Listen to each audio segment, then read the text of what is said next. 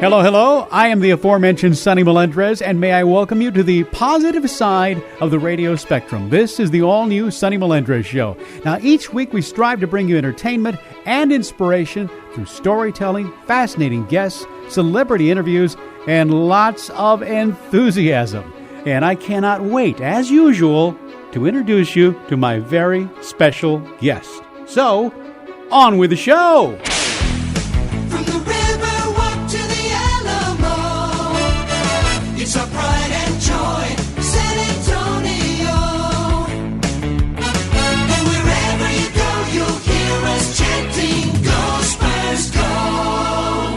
Sunny Radio, sunnyradio.com. Mitch Stephen is a Texas original. He's a real estate guru who has been lauded by professional peers locally and nationally and internationally. He's the author of My Life in 1,000 Houses, Failing Forward to Financial Freedom. It is a book filled with life of properties and the properties of life. And Mitch has a creative side as a prolific songwriter, having penned more than 100 heart and thought-provoking country ballads. In fact, I've heard many of them, and every one of them is filled with a surprise beginning. You know, the Urban Dictionary defines a Renaissance man as a person who is enlightened in all subject matter, including arts, math, athletics, philosophy, music, history, and any other cultural aspect of society. Well, it's my pleasure to introduce you to the Renaissance Cowboy, my friend, Mitch Stephen. Welcome. Dang, you're good. Yeah, I'm going to have to give myself a pay raise. That's all the time we have. Good night, everybody. That was really, I'm definitely got to give myself a pay raise. There you go. You know, Mitch, when I first met you, we had what was going to be like a 30-minute meeting, and it turned into hours. And we didn't even talk about what we were supposed to talk about. No. We were going to talk about writing a song together. But I was just so fascinated with your life. And, you know, most people know you who have heard you on the radio or maybe heard your podcast, know you for being a real estate guy. And let's start there. What got you interested in real estate? Because you have really kind of been self-taught along the way. Actually, I failed at everything else. It was the last thing left. So, I thought, well, might as well try that. Mark it off the list. Yeah. But I found my niche. It just like so many things in life, it's always like the last place you look is where you left your glasses. Well, the last place I looked to form a career was the one that counted, the one that matched up with me. Yeah. We just did the math the other day. I have bought a house every 4 to 5 days in San Antonio, Texas, for 24 years. Unbelievable. Walk us through one of the deals. Typical deal. The magic of the business was, once you figure out that you don't have to have your own money to get into that real estate investment business, then the whole world changes. Like I can buy anything. I can make an offer on this building if I want to, because I understand the dynamic. If I get a good enough contract to buy this thing, someone will bring the money for me and be my partner, Yeah. And you learn really early on that 50% of something's way better than 100% of zero. So, for a long time, you're just a professional deal writer-upper. Is that a word? Deal writer-upper? Yeah, it is now. Okay, right now. Put that in the dictionary. I was a professional deal writer-upper, and I was able to write such fantastic deals and get properties at such great prices that the money was just flying through the door, and once people figured out that I had this knack, they were fighting over who got to give me the money for the deal. So wow. Unbelievable. Well, this is not a real estate show, but if you would like to know more about what Mitch is talking about, and I promise you, this book is like a Bible from beginning, and you're such a great storyteller that it is just a wonderful read. You don't want to put it down. Well, I mean, like, those stories, I'm not smart enough to make those stories up. They really happen. It's like life is stranger than fiction, right? I can't make this stuff up. Yeah. This would really happen. Sure. But, it's funny you said Bible because, when I was getting someone to proofread that, someone said, like, what do you want me to proofread it for? And I said, well, number one is I want you to read it for a content. And if that content's not Christian or is not going to help anybody or if it's going to hurt somebody, then we need to X that out right away. Or if I've done something or acted some way or I just need, if it's not to that standard, then I need to clean it up. And a lot of people have called me and said that the book was fascinating, not only for the stories and stuff, but it was that I found a way to take the high road every single time. Right. Even if I lost the deal, I just took the high road Right. and let that be. And actually, that's what's been the whole foundation of the whole career, is that reputation got built. That I'm going to tell you whatever it is, Sure. whatever it is, and then I'll live with whatever happens afterwards. And it's just a great reputation keeps going. It only takes one mistake to ruin a great reputation, so you got to do it every day. You have a great story about, you call him the Hoboken. Mr. Hoboken. Mr. Hoboken. Yeah. Even the homeless guys were flipping houses back in the 2000s. Mr. Hoboken. This guy calls me. He's got one of those ZZ Top beards that goes all the way down to the belt buckle, and it's got this dark tar stain around the lips where he's smoked so many filterless Camel cigarettes. And he says, "I want to look at that mobile home you're selling." And I said, "Okay, do you have enough money to buy it?" He says, "Yeah, I think I do. Depends on what we're talking about." So I go to pick him up, and he's walking towards my car. Hey, that's the other thing. He says, "Well, you're going to have to pick me up because I don't have a car. I'm staying down here at the hospice or whatever, The homeless shelter. I mean, the homeless shelter." Yeah. And I'm thinking, this isn't good. But I didn't have anything else to do, and that mobile home was in bad shape. I thought, I better take my chance. So I go down there. He's walking towards my car, and I thought, this guy looks like a homeless guy. I mean, and as soon as he gets in the car, I take a really cautious whiff to make sure that he didn't. I mean, he smelled great. There was no problem. And he starts talking. He's very sophisticated, and then he says, "We need to stop by my bank first." And I said, "Okay." And so I stopped by the bank, and he calls me up to the teller. He says, "Would you show this man my balance?" He had $80,000 in the bank or something. I remember looking at the guy like, "Why do you not have a car, and why are you living in the shelter?" Right. And he just said he just checked out of life one day, and what he did was he would go get on a train and go to the next town he wanted to go to. He'd go find a mobile home. He'd find a shelter to live in, and he would do all the work himself and fix it up, and then he'd flip it. Get his cash out plus about double, and that's what he did on that one, as it turned out. Because I went back to see him again one day, and they said, "He's gone," and he sold it. I said, "What did he sell it for?" He said, "He sold it for like $24,000 cash." And I said, "Golly, even the homeless guys." And he bought it for? He bought it for $6. Unbelievable. Yeah, it was unbelievable. So, never judge a book by the cover, right? Exactly. Your songwriting side, and this is, again, what got us together, is just fascinating because you have written hundreds of songs, and you've actually had them recorded by, different artists, but they're like demos. Explain all that. Well, I mean, I made a decision a long time ago that probably the music industry wasn't for me. I don't play a melodic instrument. I don't sing very well, but I can get my point across. And so here I am, writing these songs to the snap of my finger in my voice a cappella and not a great voice at that. But it really didn't matter as long as the story had a beginning and it had a middle and it had an end and people could follow it, and you could keep it down to about 3 minutes or so, plus or minus a little bit. Right. I don't know why I do it. No one in my family was musical. No one ever played an instrument in my family.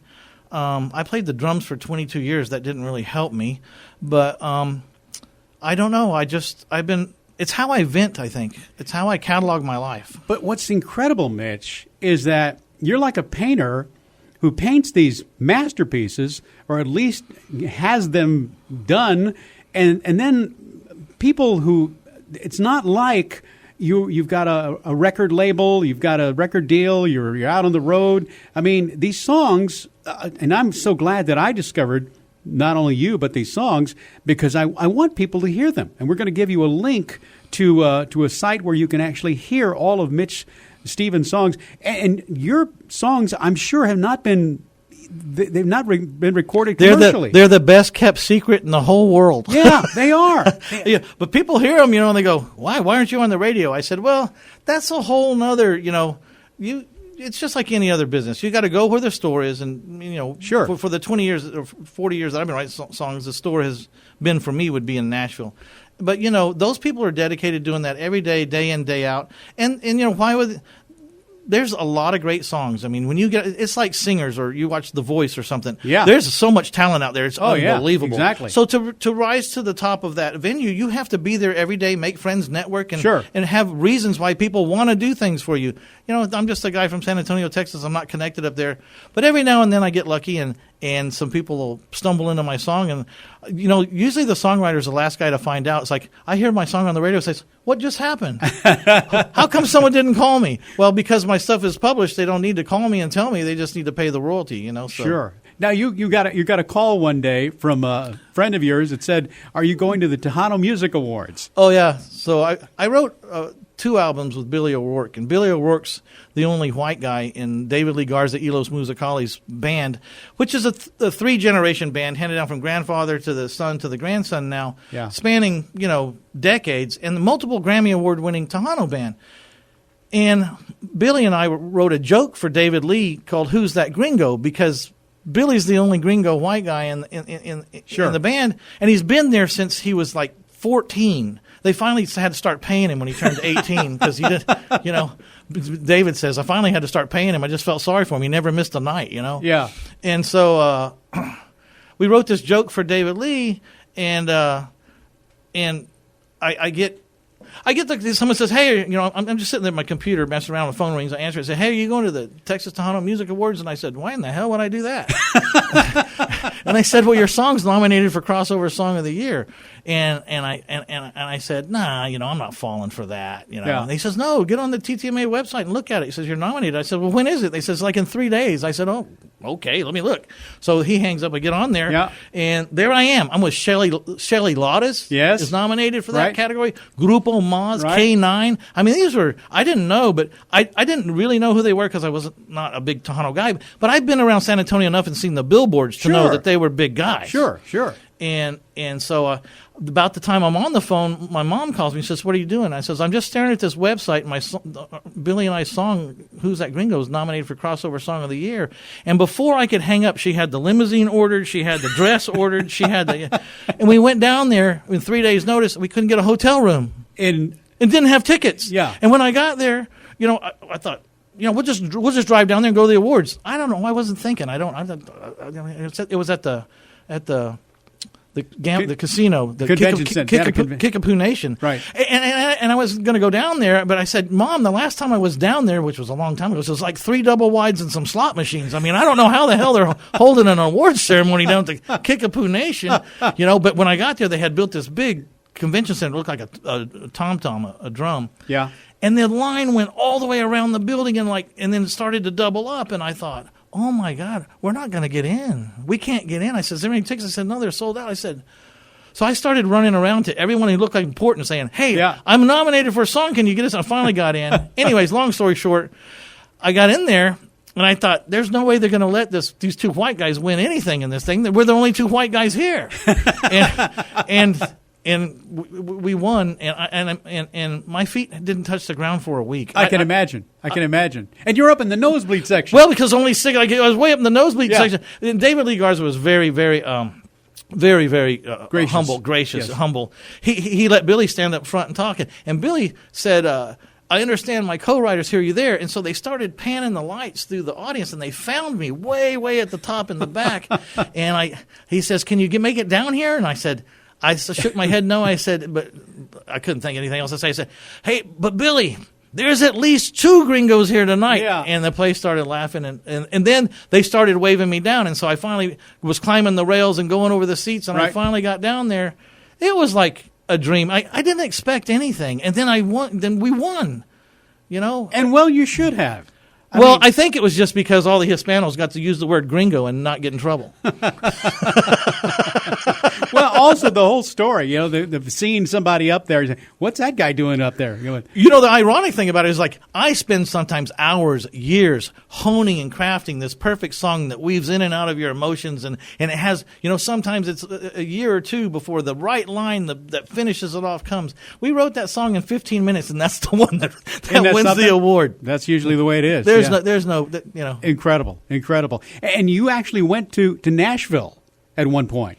Well, I went there just long enough to, figure out that if you're going to go down there, you can't go halfway. These people are all in down there. Right. And, I never could figure out how you got paid in the music business. Like, you're supposed to get 3 cents every time it's played in the radio. Like, who's keeping track of that?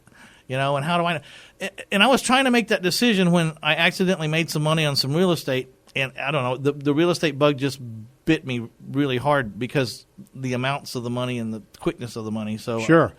So I made it a lifelong. But the cool thing is, I kept that only bastion left from my childhood was that, and I've been able to keep that little boy part of me all the time through all these years.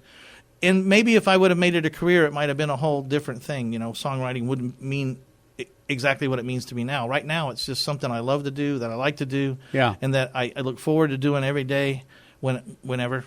Well, you do it beautifully, and our listeners are going to find out if they haven't already heard some of your songs. You met your wife in a roundabout way. You were actually working. You're laying down cable, or something? I was wiring for point of sales. I was putting all the wires in when NCR Register was going out of business and IBM was coming in. Everyone had to rewire from the controllers in the back manager's office all the way up to every register, and I would run those wires and put the connectors on, test them, so that when the registers got there after I'd left, they could plug them in and they'd work. And I went to every mall in the United States, some of them 2 and 3 times, doing 6,500 Foot Lockers, Marianne's Plus, Talbot's, Rite Aid Pharmacy, and I was in a different hotel every night. But I ended up in Dayton, Ohio. Yeah. And it was a job that we'd never seen before. It was a Lazarus store. It was an 8-story building, and Lazarus was every floor had a different theme, or different, and we had to run cable in it. This is not your drop ceiling, 50-foot long mall store. This is a big deal. Right. This was a whole city block that had mutated together. All the buildings over the years had mutated together. So we're trying to get all these 200 registers running down to a third floor computer air conditioned room, And this was spools. We used to have these little spools that you just could carry with one hand. And these were the spools that you make a picnic table after you're done with. Those great big ones. Sure. And so we're supposed to call the office in the morning and tell them how we're going to do it. And we just decided to go to Fridays and get drunk. And so we proceeded to go to Fridays, maybe if we have enough beer, we can figure out what to say in the morning. Yeah. So as luck would have it and fate would have it, somebody was a little too inebriated. Wasn't any of my clan, but they'd spilt the drink on this very nice looking lady that was in a white silk blouse and business suit thing. And being the Texans that we were, we got over there. We were real nice to the guy, but we got him away from her, and we got the manager over, and we got him a taxi, and my eyes were kind of glued to my future wife's torso because it had a cream drink. It was pretty much transparent, and you ever seen that scene in the movie where the girl walks over and puts her finger on the bottom of the guy's chin and pulls the chin up to meet her eyes? That's what she did to me. I'm sorry, and I never said this line before, and I don't know where it came from, but I just said, "Hi, my name's Mitch Stephen, and I own a dry cleaners down the way, and if you'll take off all your clothes and give them to me, I'll have them back in an hour, no charge." And she thought that was funny, and we laughed. Found out she played racquetball. I said, I want to play racquetball. I used to play racquetball. We got an appointment to play racquetball, and she would just beat me like a drum. Like every time she wasn't looking at me, I had my hands on my knees, like gasping for air. And every time she turned around, I'd stand up and act like I wasn't going to pass out. Yeah. And I wasn't there for the racquetball. I was there to meet this lady. And but what did you tell your friends?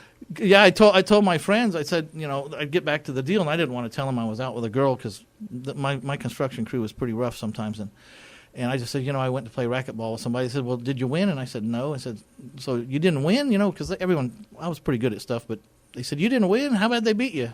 I said, well, beat me like a drum, like 21-1 and 20-1-3. And they said, wow, who'd you play? And I started to say Phyllis, and I couldn't say. I got the F part out, and I said, no, I can't tell him Phyllis beat me like a drum. So I said Tom, and then one day, I don't know. It took us a month to do that because, as it turned out, I finally read her card when I was sitting that night at Fridays, and she did personnel placement, labor. She sold day labor. That's what she booked jobs for people in day labor.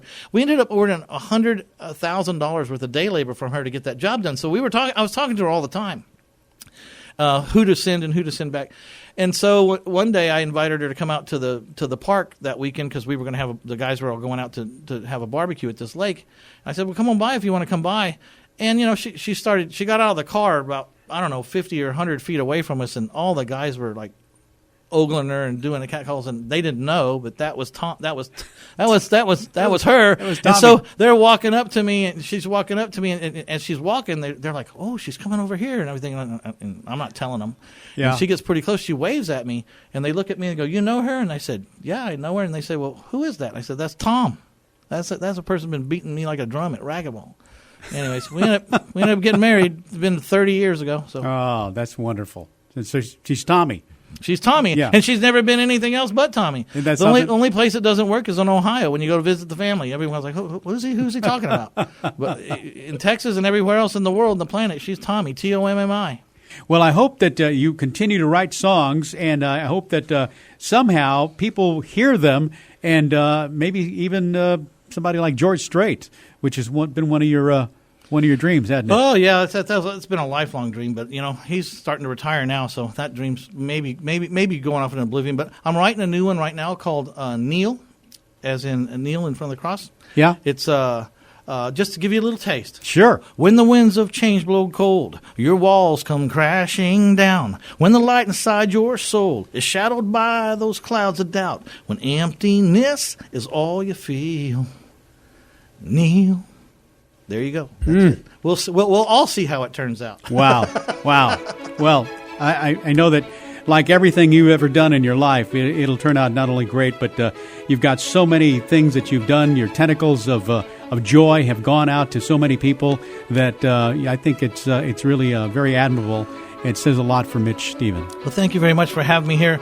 You're a pleasure to be around all the time, and I look forward to learning more about you. And you're not a bad storyteller yourself, there, Sonny. God bless you. Thanks for being here. Thank you. Well, that's my visit with Mitch Stephen. You'll find links to Mitch Stephen's websites, his incredible songs, and information of all we talked about, including real estate, by visiting sonnyradio.com/show. That's sonnyradio.com/show. You can also listen to past shows on demand, and don't forget to subscribe to my podcast so you don't miss a single episode. Until next time, I'm Sonny Melendrez, and I leave you with one of my favorite songs penned by Mitch Stephen. It's a song about appreciation. Appreciation for the difficult times in our lives that help to make us who we are today. They are reminders. I broke this left arm when I was just 13. A lesson learned from an old branch in a tree still lets me know when a cold blue norther's blowing in. And looky here, let me move into the light. You see this crease on the right side of my smile? That fight I started was the only one I didn't win. These days my life runs pretty smooth, but there was a time I couldn't go a day without a bruise. Everything don't kill you, makes you stronger. Every day's a good day when you bend and you don't break. Every scratch, every deep cut makes you kinder. It's those scars that make us who we are. Reminders.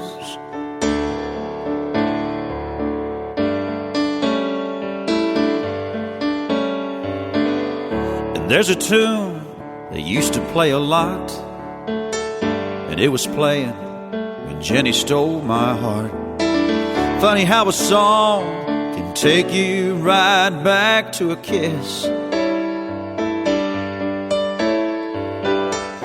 There's a headstone at the back of Mission Park. Another lesson learned riding shotgun in a car.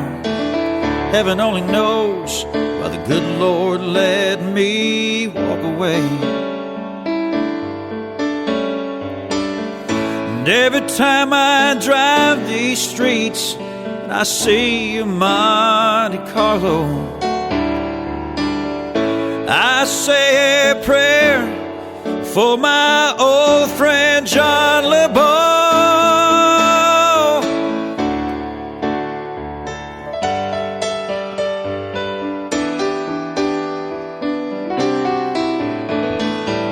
Everything don't kill you, makes you stronger. Every day's a good day when you bend and you don't break. Every scratch, every deep cut makes you kinder.